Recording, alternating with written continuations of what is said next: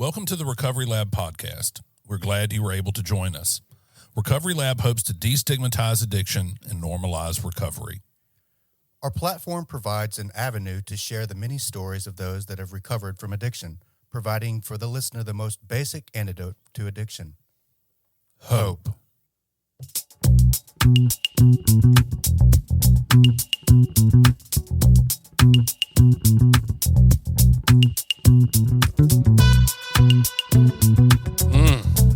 Get it. Go on now, boy. Go on now. Get some of that. All right, everybody, we're back. This is episode number 72 of 72. of the Recovery Lab podcast series. My name is Drew Hassin. And I am Daniel Anderson. We are the Recovery Lab. And as I was telling Daniel, that it is the 72nd episode is appropriate because my mother's 27th birthday That's right. was yesterday. Yeah, happy birthday, Margaret. Shout out to Big Mama. Absolutely. She's not very big in reality. No, she's a petite young lady. She is 27. She looks 27. phenomenal for 27. Absolutely incredible. Crazy. What are we doing here today, Drew? So we're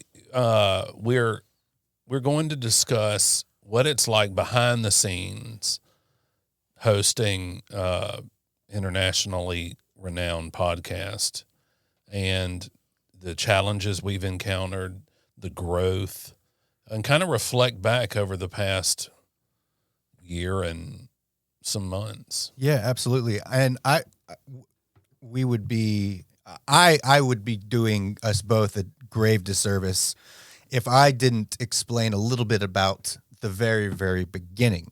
So, Drew and I used to make poor life choices together in active addiction. He went off and he got sober. I got sober a few years later, and I saw that he was doing this podcast. And at that time, I had never, ever listened to a podcast in my life. But there was something deep inside me that said, you know what, reach out to Drew and just reach out to Drew. I feel like God was saying, I want you to be involved in this. I want you to reach out to him. I want you to play. I want you to get involved with this. And I guess I was just obedient, and I just listened for maybe one of the first times. Took that risk. I took the risk. So I reached out to you, and I was like, hey, I think what you're doing is great. I think I may even mention the fact that I felt it like on my heart to reach out. And so I did, and you were like, well, why don't you come on and you'll be the one of the guests, and we'll talk and we'll see how it goes. And we did that, and you and I really, I mean, it was like we never missed a beat, and we were picking back up where we were. And I just have to say, from my own perspective, how grateful I am that you allowed me to come on and become a part of the Recovery Lab team, because it was the beginning of. Well, I share appreciation, but in a really a different way, from seeing the energy, the drive, the diligence you bring to accomplishing things. I mean, make no mistake, everyone, all this, the cameras, the lights, the microphones, this is 110% Daniel's doing. I disagree. It's, yes, he's being humble, but it really is. I didn't give I just didn't want to spend the resources, money, time, more time than anything, well, and money, to accomplish all this. And it's been a real delight to see you pursue this. I mean, I remember that first day you were on, and I was like, well, I ordered a couple microphones and a mixer, but I hadn't taken them out of the box. And you're like, we're doing this. And he hooked it up right on the office where I work is in the suite adjacent to us. And he put it all out there, connected it all, and really offered more work, boots on the ground work than I was willing to do. Well, I think a lot of this is I have just an unrelenting desire be of service and to help. And I saw this. I almost immediately recognized the fact that this could be a way for me, if I invested time and effort into this, this could very well be an incredible opportunity for me to give back. So I guess there are some selfish motives in this, in that it feels good for me to help people. It feels great for me to watch people come in here and hop on the microphone and form connections with other people using their voice. It's invigorating to me, and it's unbelievably exciting to get to witness that and play just a tiny role in that. So we could go back and forth all day, but I just want to express my gratitude for you, because none of this would have happened had you been like, no, I'm just going to do it myself. None of this would have ever happened, and I don't know where I would be today. So, yes, I've invested a lot of time, money, and effort into this, but I have you to thank for all of that, because without you making that one decision to say, okay, none of this would have ever existed, I don't believe. So, well, it is a testament to, like you said, being obedient, and then to give everybody like a full picture of Daniel's and my relationship. Like, I mean, we absolutely got high together and we're shady people together. And then there were times where I would message him on Facebook and he'd be like, man, you're kind of toxic right now. I might have to block you for a little while. I think you sponsored me for a little bit. Yeah. I mean, it's just been, every facet of addiction and recovery we have been together in. And it's good to see what people can do on this side of addiction. Yeah. Personal growth, professional growth. It's good. And triumphing through difficult situations as well. I mean, we've gone through some pretty difficult shit together. I've shared some pretty difficult stuff with you, and you've been my guy. You've been my support. You've been the person that I can count on night and day. Like, when the stuff with, fill in the blank. Yeah. I gave you a call and I was like, hey, this is what's going on. And you said, you didn't ask any questions. You said, okay, I'll be ready in 5 minutes. I was just like, man, I'm grateful. This is great. And everything wound up turning out really well. But, just to know that I've got you in my corner, it's pretty incredible. And I just realized that I've had your camera angle on this whole time, so I got to do better about that. But switching back over. All right, here we go. Here's something that's interesting. I really thought there was some kind of software that would activate upon a microphone being like it would send. How does somebody not fix this problem? What if something automatic? Yeah. Oh yeah. How does it not just, okay, Daniel's talking, let me turn his camera on? I've researched that. I've looked into that, and as of right now, there's not anything that. I mean, even when you're like editing together clips or like a multicam sequence in Adobe Premiere, you have to literally just manually watch the video and click which camera angle you want during that video, and then it. That seems like Windows 95. It's quite archaic. It feels it feels that way, but it is what it is. All right, so let's hop into move along. Let's move along. Yeah, absolutely. So, I am curious what. Well, real quick, just to touch on this real quick. What was your inspiration for starting the Recovery Lab? One, I like podcasts. And I have been a devotee of Joe Rogan for sure for a long time. And long format discussion, I think, is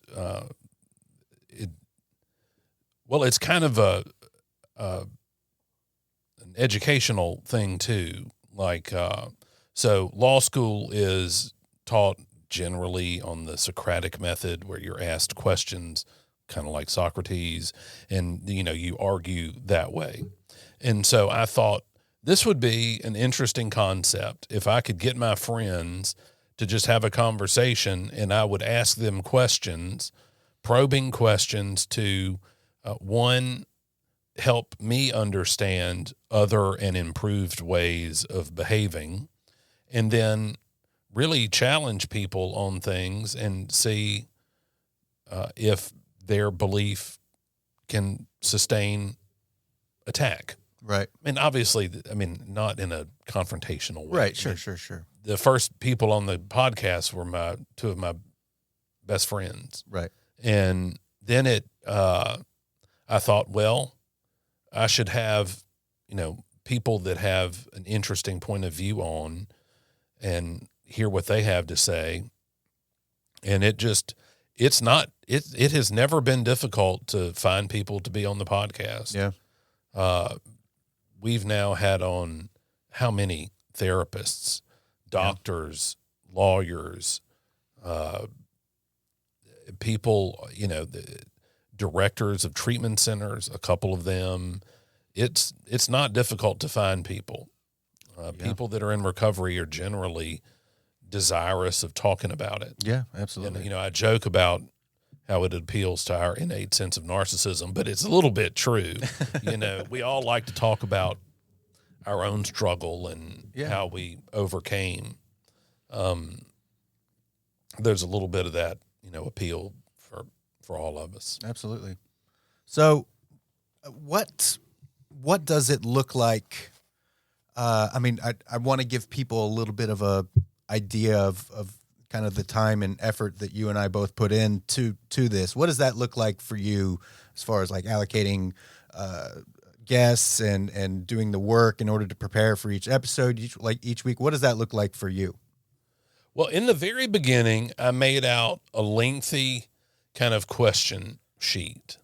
I was super nervous that first couple episodes. That question sheet, was that done out of fear of wanting to be able to control everything and get everything perfectly right, or was that were you fearful that if you just were to wing it that it wouldn't be as people wouldn't respond as much, or did you just want to be prepared and you wanted to have everything written out when you were going into those early episodes? I wanted to be prepared, and I was afraid that if there was a lull in the conversation, that I could be able to look down really fast and pivot to some new topic that could perhaps elicit discussion from the guests. Yeah. So the very first episode was two guys at one time, and it was a lot lower tech back then. I sat at my desk in the suite adjacent to this, and I had a fancy mini recorder with one of those like mushroom caps on it, and I just would sit the mini recorder in front and hit record and talk to people. There was no intro music. There was no. Now I did learn how to use. I forgot about this.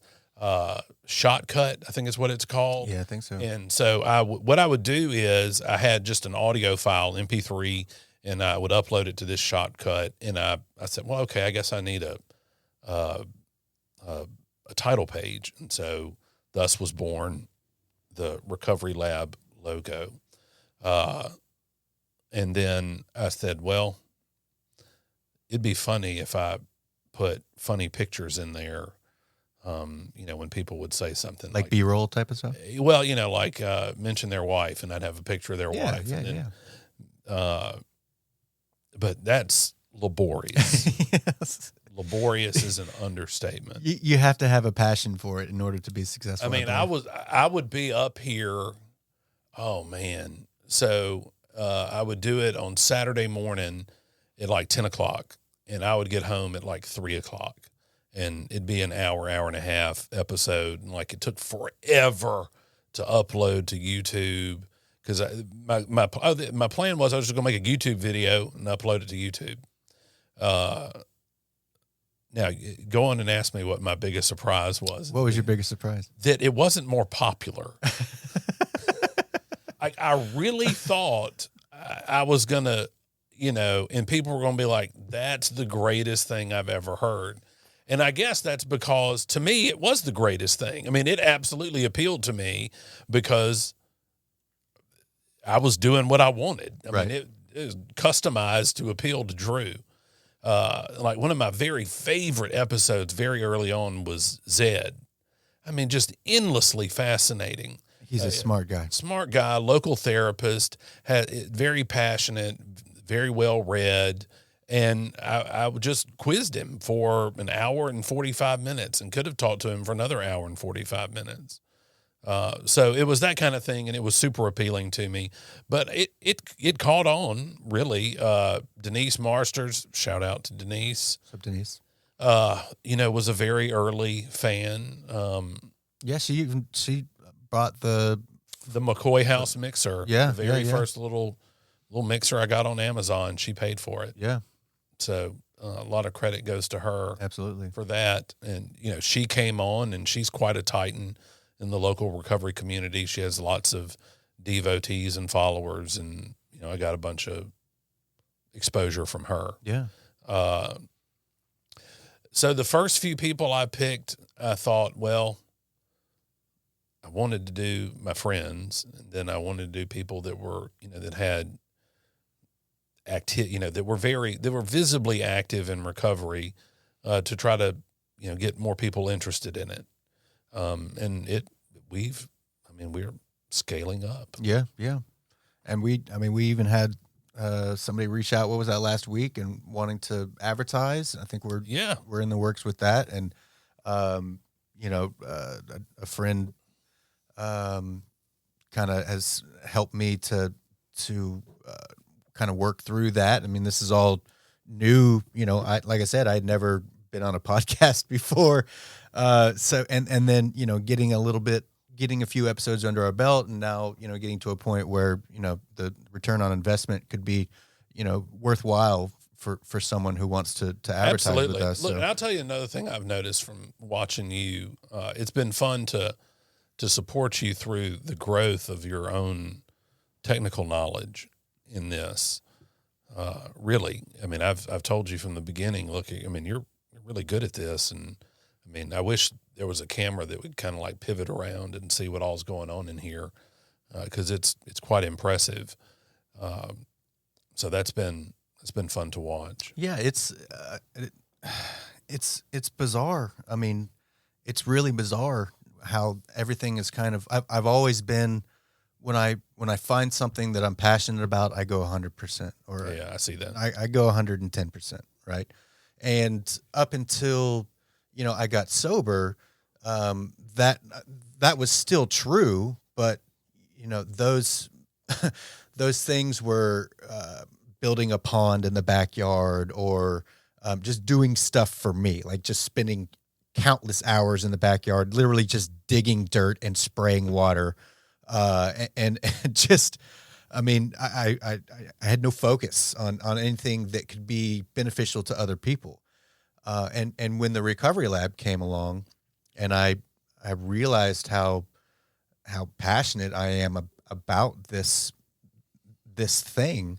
Gave you an avenue to harness those healthy. It really did. It really desires. did. And I probably have spent more money than I should on this, but then again, I see it as an investment in a business, and an investment in other people. I want to be able to provide a quality experience for people, and and I've got other clients now, and it's kind of grown from nothing to where we're at now, and we've got And those people count on you. Well, and you're here, and you're the kind of person that is reliable. And I try to be. Well, how many podcasts do you host? I mean, do you produce? 14. 14. Yeah. That's not nothing, man. No, it's not. It's not. And some of those people are judges, attorneys. Yes, the judge will be here in a few hours. Yep. Yeah, it's crazy, and I can't. I do. I'm not a Bible thumper by any means, but I do have a personal relationship with God, and I believe with all of my heart that I've. Oh. Here we are toting on me, and I'm just dropping the ball left and right. No, I believe that God has put things in my life, and really He has curated this whole thing that I've been experiencing with you, and So I'm hesitant to take any credit, just because that's who I am. I mean, yes, I've put work in, but I feel like if God hadn't, smiled or thought that this was a good idea, this probably wouldn't happen. And it would just, I wouldn't have a drive for it. I wouldn't have a passion for it. So really, I have to be honest with myself that, everything that you see and hear, yes, it has a Daniel touch, but, this is all God in my eyes. God has provided every penny that has gone into this. God has provided with my other business. So, and being able to help people with that has been, it's given me an opportunity to invest in this, which is something that I'm really, really passionate about. So I'm, like I said, I'm hesitant to take any credit, but I'm definitely grateful that God has placed, things and opportunities in my life for me to be able to pursue something I'm passionate about. And that you have recognized the need to do the footwork. Yeah, you got to work hard. It's like we talk about in recovery, faith without works is dead. Right. You can have all of these God-given gifts, but if we're not willing to do the work, right. Yeah, God will move the mountains, but you gotta, bring a shovel. You damn sure gotta bring a shovel, man, and you gotta be prepared to work. So, well, it's like Father Martin says. Y'all all know Father Martin, and if you don't know Father Martin, you should go look for Father Martin videos on YouTube. Father Martin's this Catholic priest who gives these fantastic talks on the 12 steps, and he says he's got a whole spiel on gratitude. It's a great episode, and he says, look, God absolutely wants you to pray to him when you have a problem. For example, God wants you to pray to him for help with your toothache. But if you think God is just going to come down here and, bless your toothache, that's not how it works. Like, you can pray to God all you want, but if you let go of the wheel of the car on the interstate thinking, well, I've prayed, God is going to come, you're going to crash. And so he says, God absolutely wants you to pray about your toothache, but only if you're on the way to the dentist. Right. Yeah. You've got to take up and do some action, and you've got to manifest the work. Right. Pray for the willingness to do it, pray for the desire to do it, pray for the motivation, pray to know what to do, but you have to be willing to take the initiative. Right. And work hard. We do the work, leave the results to God. Absolutely. Absolutely. Okay, so moving on in the Growth of Recovery Lab, we got these bomb-ass hoodies. Oh, yes. We got some equally bomb-ass T-shirts, but it's too cold to wear that today. We sold hoodies, and I tell you what, it's a source of pride when you see somebody wear, because they really are the best hoodies. Yeah, yeah, yeah. My oldest son wears his all the time. Yeah. Even when it's 1,000 degrees outside. Yeah. Yeah. Jody Penton was at the Penton speaker meeting at Beagle Pack. Yeah. And that was just completely random. I just happened to show up and listen to Malcolm, and there he was. My phone showed me a bunch of memories the other day of people that had sent in those first batch. And I was like, man, that's so good. Yeah. I love it. We should maybe do some more merch. I think we should. We'll think about it. Yeah. So let's see. We did the merch thing. Back to the questions. So I had the initial questions, and I've vacillated between, is that stifling the natural flow of conversation by having that, or is it something good to fall back on? And really, I think the last few people we've had on have either been really easy people to interview. Like Christina Dent is about that. Yeah. Christina Dent's easy to talk to. Who is the guy from State with the ponytail and the dreadlocks? Steve. I mean, Steve. He's a thoroughbred waiting to get out of the stall. I mean, he can do it. So that's easy. Yeah. And then if there haven't been those kinds of people, they've been like repeat performers. Yeah. Like Kimberly came on a second time, Dusty Yarborough came on a second time, and it's much easier. Right. It's much, much easier, when you have, something you can draw from. And certainly I know everything about Kimberly, so that's easy to find things to talk about. Brian O'Shea is easy to talk to. And it's allowed us to kind of get away from having the rigidity of an outline. But on occasion, there's somebody who's not so easy to talk to. And when you click on to like 3+ seconds of silence, it's deafening. Yeah. Like I feel like I turn red and like I get hot and I think, oh, this is an abomination. Yeah. I wanted to, be prepared last week with Matt when you were out of town when Stacy was here. I missed that. Yeah, we'll have him back on. But I messaged him on Facebook and I was like, man, I'm so sorry I missed it. Yeah. Because I do want to talk about that connection I have. Yeah.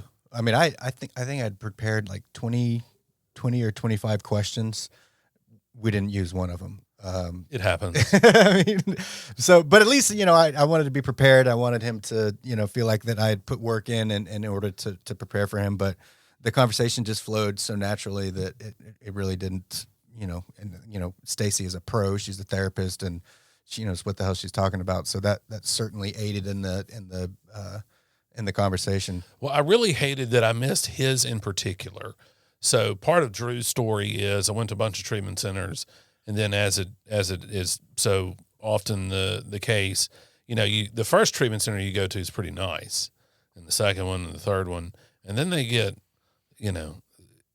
after 5 treatment centers, there's no equine therapy. There's no polar plunge. In a beautiful greenhouse. Yeah, I'm gonna go sit in the lavender massage chair and get some red light therapy. Yeah, you don't get that. So I ended up at a place called the City of Refuge. Shout out Loosedale? Loosedale. Shout out to my brothers at the City of Refuge. So the City of Refuge is one of many, and I didn't know they were even out there when I was using faith-based treatment centers. There's a whole network of them, and City of Refuge is a lot like Teen Challenge. Mm-hmm. And I had never heard of Teen Challenge, but there are, did he mention this, how many Teen Challenges there are? No. There's a ton of them. Yeah. A ton. And they all have some shtick for fundraising. Right. They do, crosses, a little primer, a little paint, make this baby what it ain't, car work. They sell crosses. So some people who had been at Teen Challenge left Teen Challenge and went to the City of Refuge and taught the City of Refuge the technology of cross making and selling. And so by the time I got to the City of Refuge, they had a full-fledged system for cross generation. And so faith-based treatment centers really mean a whole lot to me, and I would love to talk to him because he's the director there. Is that? Yeah, he's the CEO. He's the boss. Yeah, he's the boss man. Okay. Yeah. We'll definitely have him back on. And he wants to bring somebody with him next time. Some gang member. Yeah, he used to be like a high-ranking gang member, and he turned his life around, and so we'll get him back on. It's crazy to see how things have grown and things are continuing to grow with all of this. I'm kind of overwhelmed with gratitude that we get to do this, and then we get to talk with people in this way, and it's people seem to be responding to it pretty well thus far, and I'm excited about the future, man. Well, I think both you and I share a passion for talking to people and really hearing their stories. One of the main reasons I wanted to start the podcast was see how other people deal with adversity on a day-to-day basis, because it's really easy in an AA meeting, especially a speaker meeting, to hear somebody wax on, with these tired platitudes. And what I really want is to extract like the meat of what they're saying. Yeah. How do you actually confront hardship in your life? Mm-hmm. How long? There are some people that I know who have worked such good programs for enough time that they really don't have any hardships. Yeah. They only have the new things that life brings us. And there's one guy in particular, John, I'm thinking of, my sponsor, who really doesn't seem to have any life problems and greets new customary life challenges with a sense of, okay, I know how to do this. Right. It's not going to be the end of the world. There's the sky is falling. It's, there's an approach for how you deal with what we call life on life's terms. Yeah. And I think it's beautiful that we have a set of tools. And I know, if you've been in and around the rooms, you've certainly, this is not the first you've heard about a set of tools, but I'm genuinely sad for those individuals who don't have some sort of recovery program, because I don't know what I would do when like the situation that happened a couple weeks ago. I was completely at peace. I mean, I was like, whoa. Like, I recognize the importance right. of paying attention to this. Right. But I had faith that everything was going to work out. And that's only because I've gone to a lot of meetings and I've just listened a lot. And I've listened to what people have talked about as far as how they dealt with adverse situations. And you do that long enough, and that toolkit, it becomes pretty impressive. Well, just like our knee-jerk reaction before was to turn to drugs and alcohol, which were and are a solution. Right. A poor one, but they are. And by repetition, you build new pathways in your brain. And so it's fun to me to talk to the doctor who can talk to me about those neural pathways. Right. It's enjoyable to me to talk to therapists who, can lean into the importance of talk therapy and how to build these new pathways. Mm-hmm. And then it's enjoyable to me to talk to the average Joe who is doing those things. Yeah. And the net result is it helps me. Yeah. The net result is I can be a better person. I can have a more fulfilling life, and I can be an active person in my family's lives. And I can be, the person I want to be. Right. That's what it's all about. Instead of that dirt leg. Shady. Man. Do you remember that night that I brought the camera and the lights? Do you remember? Oh, yeah. That's crazy. Nothing fulfilling about all that. Nothing fulfilling about all of that. But you know what? I'm grateful for that, because it, through all of that awful, nasty stuff, I did learn a lot about myself and about how I react and how I, walk through things. And, I learned what not to do a lot when I was in active addiction. And I still tap into that today, on a virtually daily basis. So, those times, while they were unfortunate, and I've said it before, but those times were unfortunate, and it's sad that stuff happened, but it made me who I am today. And I kind of like that guy today. So I can't be too upset about what happened in the past, Mm-mm. And you never know what, it's the story of the Chinese farmer. You never know what adversity is going to bring you. So for those who don't know the reference, that there's a Chinese farmer and his horse runs away, and all the townspeople come to him and they're like, "Man, so sorry, your only horse left. That's terrible." And he's like, "Well, maybe." And the next day the horse comes back and brings 5 other horses, and all the townspeople are like, "Man, that's so great. You're so lucky." And he's like, "Well, maybe." And then the next day his son's riding one of the new horses and it kicks him off and the son breaks his leg, and they're like, "Oh man, the townspeople are so sorry." And that must be awful. He's your only son. He says, "Well, maybe." And the next day the conscription officers come and they want to draft into war all of the fighting age men, and his son can't go. And so, right. You never really know. This is also summed up another way by Cormac McCarthy, my favorite author, who says, you never know what worse luck your bad luck saved you from. Right. And so if we can just get on board with this idea, not to wig TF out about adversity, you never really know how it's going to turn out. Right. And if you're a Christian and you're all into that, I mean, there's a Bible verse that says, he makes all things work together for the good of those who love him. Romans 8:28. Very impressive. I'm impressed today.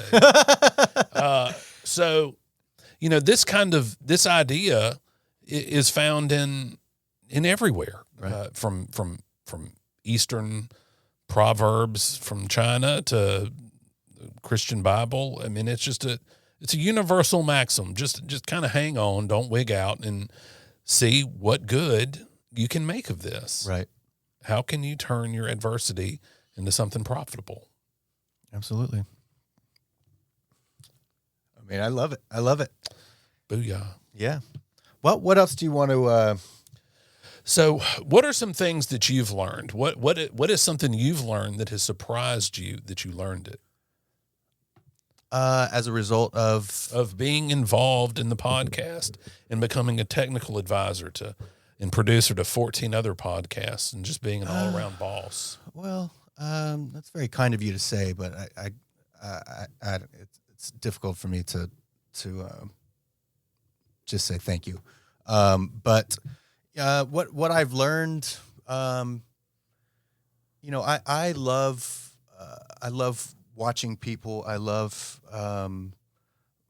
helping people walk through difficult situations and positive situations, and maybe even just from afar. I enjoy. There's something inside of me that's really, I really love watching and helping other people. And whether what I've learned in here specifically, in the studio space is, watching people's emotions, watching the path that they take through coming in their first time. They've never done a podcast before. Their nerves are going crazy. My voice shook so bad the first time. There's, that's everything is so exciting and so new. And then, they do it a few times and they settle down, and then they can really tap into what their message is and what they're passionate about. And to witness that, that arc is incredibly rewarding to me. I've honestly had a lot of personal growth through all of this, just in active addiction, for instance. I never saw anything through. I would get excited about one thing and then, work hard at it for a minute, and then things would get hard and difficult and I would stop. Yes. That was the story of my life about everything, about school, about sports, although I was not very sporty. Everything, I would never stick with it when it was difficult, and it would cause me to feel uncomfortable, because when I'm uncomfortable, generally I'm in a growth season. So, and I was unwilling to be uncomfortable in active addiction. Well, you remove that, the numbing that comes along with drugs and alcohol, and suddenly I'm able to see things through. For the first time in my life, I'm able to stick with it. And, there's often, even yesterday, as recently as yesterday, there was some interference on 2 of the channels on the mixer, and it was driving me freaking nuts. Like, there was just probably the likelihood of anyone else hearing it is low, but for me, it was just like, it was so uncomfortable for me because it was not perfect. Did you figure it out? I did figure it out. I did. It was the lights. It was the lights. Yeah, the new lights that I got. They're too powerful and they create interference, so we can't. I can't use them. But what I did was instead of and like I ripped all the microphone cables out, and I was like, all right, I'm going to take it one step at a time, and I applied the principles of the program. Okay, formulate a plan, keep calm. Stay calm. You're not going to die. The world is not coming to an end. Formulate a plan, execute, and do one thing at a time. So that's what I did. I tested each cable, and found out that the cables were not an issue, and then, tested various other things, and it turned out to be the lights. But the point in all of that was I was able to stay calm and level-headed and not, oh my God, I hate this. I'm quitting. This room. It's never, right. Rose me. Right. This room has taught me, and again, you are the beginning of this, but this room has provided me an opportunity to walk through difficult things and to learn to keep calm, stay cool. The world is not going to end. This is just a little interference thing. And as a result of, going through the steps in order to troubleshoot this, I rearranged cables, and I made things better and more clean and more efficient. And so even in those difficult, adverse situations where I'm feeling a little out of control and a little upset, if I just keep my head down, keep moving forward and keep working, then God is going to work the rest out. And as a result of walking through that and not numbing with drugs and alcohol, on the other side of that adversity and those difficult feelings and emotions, I'm going to be a better person because I walked through them. So everything is interconnected. Everything is, connected to each other. So to answer your question, that was kind of long-winded, but the largest lesson that I've learned as a result of, being a part of the recovery lab is pushing through hard stuff and sticking with something when it's uncomfortable. Well, I made an impressive connection this week. I watched or listened to at length the hearing on whether to disqualify Fani Willis, the prosecutor in Atlanta, who's prosecuting Trump. She's the DA in Atlanta, prosecuting Trump for election interference. And I really made an impressive realization that people who don't have addiction problems, because I don't think Fani Willis and her whatever, the romantic partner, Nathan Wade, I don't think drugs and alcohol led them to make the exceptionally stupid decisions they made. Right. And I thought, really and truly, I have never experienced problems in my life that other people don't experience. I just coped with them improperly. Right. And instead of addressing it head on and not opting to take a self-injurious route by doing, drugs, I could have employed other tactics to deal with it. And I wonder what makes us more likely. I thought about this. What makes us more likely to choose alcohol and drugs as opposed to some other mode of I don't want to say compensation, but to address life's difficulties? And I mean, I know there's a genetic factor. If your parents are drug addicts, you're more likely to be a drug addict. If your grandparents are drug addicts, that kind of thing. But it really, I don't know. It was just an interesting observation I made. Yeah. Because they did dumb, risky stuff. Yeah. If everybody doesn't know, so she's the boss.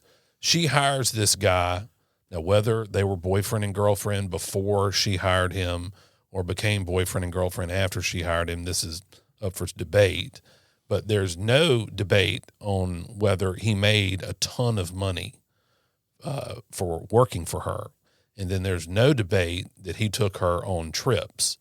Now, there is debate about whether she paid him back, because if she didn't pay him back, then she's effectively engaged in wholesale corruption. Yeah. I hire you on the county's dime, and then I get you to take that money and take me on fancy trips.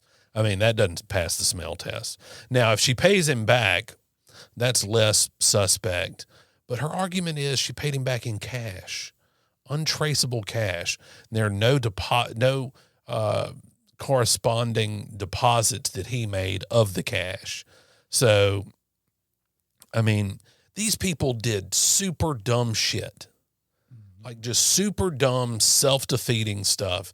And any credibility that she would have had as a professional, any credibility she would have had as an attorney has been whisked away into the wind because of either hubris, stupidity, or this general feeling that I can do whatever I want and I'm above reproach. Mm-hmm. And God, how many times have I acted like that?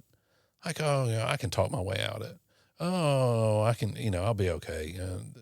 I'm a likable guy. They're not going to be mad at me. Countless times. But then, the road runs out, and it seems to have run out for Fonnie. Yeah. Well, idiot. It'd be like that sometimes, but for the grace of God, there go I. Yeah. It's great to not be dealing with. Well, it just is a reflection of you can have all of these kinds of life problems and these aberrant behaviors in the absence of addiction. Yeah. And so, I don't know. When you said that you were really kind of focusing on the gratitude you have for the 12-step program and the the kit of spiritual tools, and what people that aren't in recovery that don't have these tools. What do they do? Like I wonder how she's dealing with having, watched her professional life kind of, and she made an ass of herself when she testified the other day. It was just deplorable. Yeah. And I thought, how does the regular person kind of, okay, I'm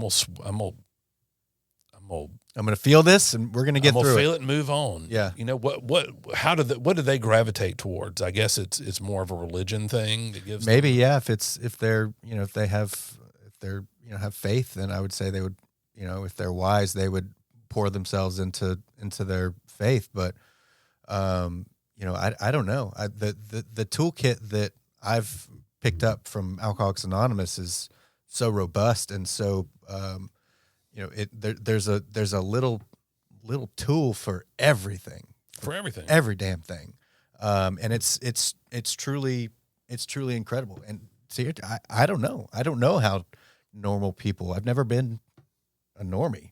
I don't know how they deal with really difficult stuff that's going on, and she has to. The number one thing that I had to do, and I'll speak for myself, is I had to forgive myself. I had to forgive myself for making an ass of myself over and over and over and over and over and over and over and over again.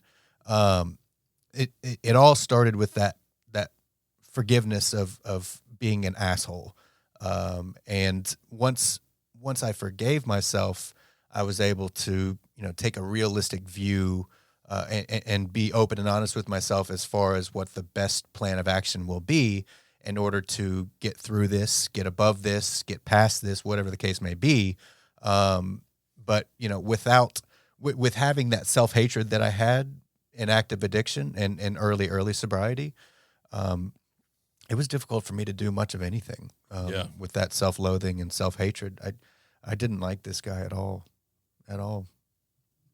Well, you've got to weaponize your shortcomings. Yeah. And turn it. How often have we said you make something profitable out of your experience? But what you can do is, and not just you, but any person in recovery, is accept that you made the poor decisions, acknowledge your role in making those poor decisions, and then be there for the next person to help them dust themselves off when they have made similarly stupid right. And decisions. if it's appropriate to make amends, make them quickly.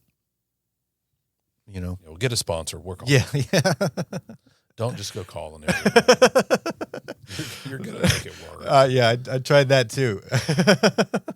When you're 12 hours sober, nobody wants to hear how sorry you are. And just calling people, hey man, bro, that's on me, dog. I am 36 hours sober. Let me tell you about what God has done in my life, and let me tell you what you need to do. Shut up.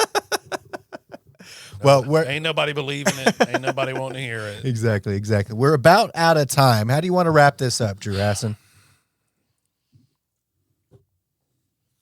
What are you excited about for the future of the Recovery Lab? I'm excited about next week. One of my oldest friends in recovery is going to be on. Yes. I'm very excited about that. Who is that again? Sean Guy. Oh yes, of course. I didn't realize that was next week. Yes. Seems like a month ago. So I have known Sean since I was 19 years old, 18 years old, and he's a lovely person, and I look forward to seeing him next week. Absolutely.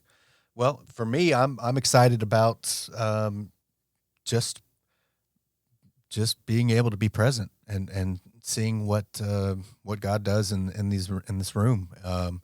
I'm exquisitely excited about what's going on. So, well, y'all, thank you for listening. If you've stuck by us this whole hour for just listening to us blather. Yeah, chances are there's something wrong with you psychologically, but in that case, we are grateful anyways, and we love you all, and thank you all for joining us, and we will see you next week. Be here with Sir Sean Guy. Yes. All right. We'll see you next week, guys.